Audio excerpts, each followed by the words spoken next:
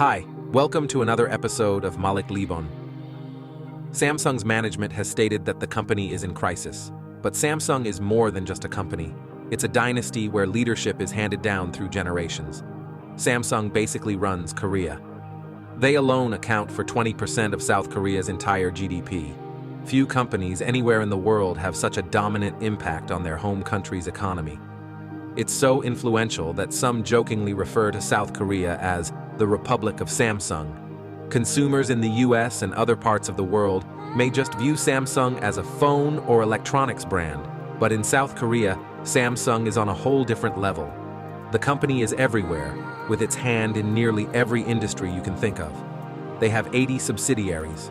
The flagship is Samsung Electronics, but they dominate construction, real estate, food production, finance, life insurance, and healthcare. They also build armored vehicles, oil tankers, have a clothing and entertainment branch, and even run hospitals. When I was in Korea last year, I even saw Samsung-branded cars. It's hard to believe that such a company started by selling vegetables and dried noodles. At the start of 2024, Samsung Electronics, the crown jewel of the empire, was valued at $400 billion. Then, starting in July 2024, a sudden panic hit the company's stock, and foreign investors frantically began selling off their Samsung shares.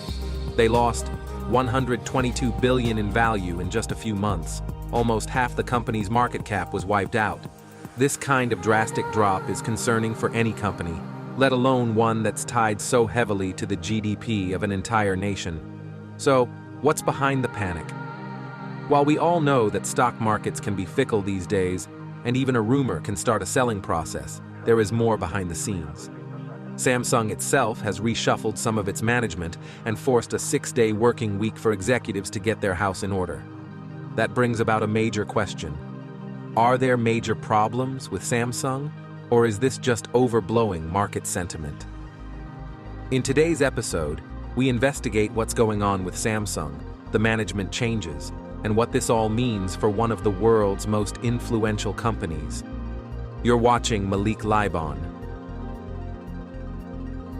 Before diving in, we should remember that Samsung is run differently from companies in the West. Samsung is what's called a chaebol, or family-owned conglomerate, that has passed down through generations. That's like if Zuckerberg were to hand over his empire to one of his children. The Samsung family is the most powerful in Korea. In fact, Mickey Lee, the producer of the Korean movie Parasite, is a Samsung heir. She was also instrumental in pushing Korean culture into the mainstream. But back to Samsung. Being a chaebol means that a lot of control stays within the Lee family, the company's founders. This concentration of power has created its own set of challenges. Over the years, there have been a number of corruption scandals and legal battles that have tainted Samsung's image.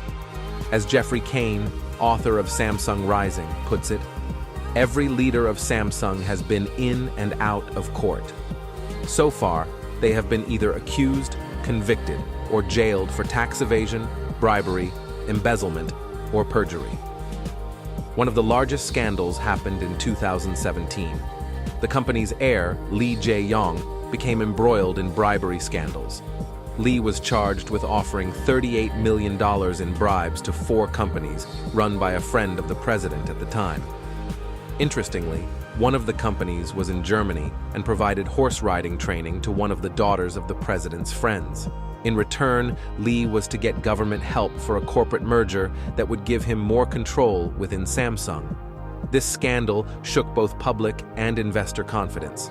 But by 2022, Lee was out of jail and back as Samsung Electronics executive chairman. Why?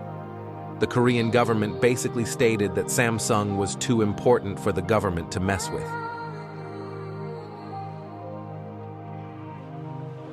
Samsung is also known for its rigid hierarchy. When things are good, this works well, but insiders say it's a culture that stifles innovation and makes it hard to adapt to rapidly changing market demands.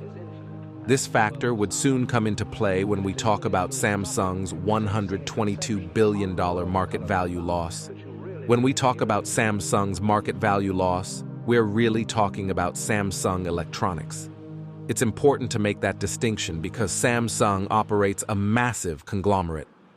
At the core of Samsung Electronics are two divisions: the Device Experience Division, which includes smartphones, TVs, refrigerators, and other home appliances; the Device Solutions Division, which focuses on semiconductors and display panels.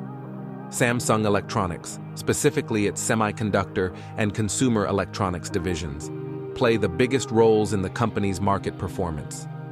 So, when Samsung Electronics fell 32% from its high, this seemed to be more than just the CEO fluffing about. Missed opportunities in AI. When generative AI took off, there was an AI gold rush. Companies like Microsoft, Google, and especially Nvidia went all in. Nvidia, which supplies the GPUs that power AI ventures, saw its value skyrocket past $1 trillion. Samsung, as a major semiconductor player, lagged behind in its high-bandwidth memory, HBM, production.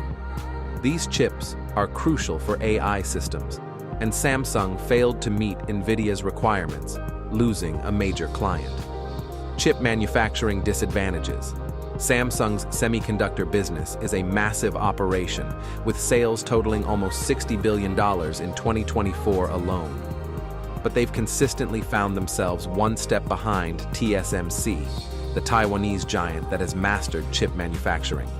TSMC dominates the market with a 61.7% share, while Samsung has a meager 11%. Chaotic leadership changes. Samsung has been scrambling to address its internal issues by reshuffling leadership. In May 2024, they announced the removal of Kyung Ki-hyun as chip head and brought on Jun Young-hyun to head the core semiconductor business. This decision came well before the stock sell-off, indicating that management knew the company was struggling. Samsung is making some tough cost-cutting decisions, including layoffs across Southeast Asia and Australia that could impact 10% of jobs in the region. They're also reshaping their investment strategy, trimming non-core projects to focus on core areas like semiconductors and display technology. But is the stock market collapse overblown? Yes, they've lost $122 billion in market value, and upper management is panicking, but it's not all doom and gloom. Samsung's core strength lies in its diverse portfolio. One sector can be negatively affected, but other sectors can keep the ship afloat.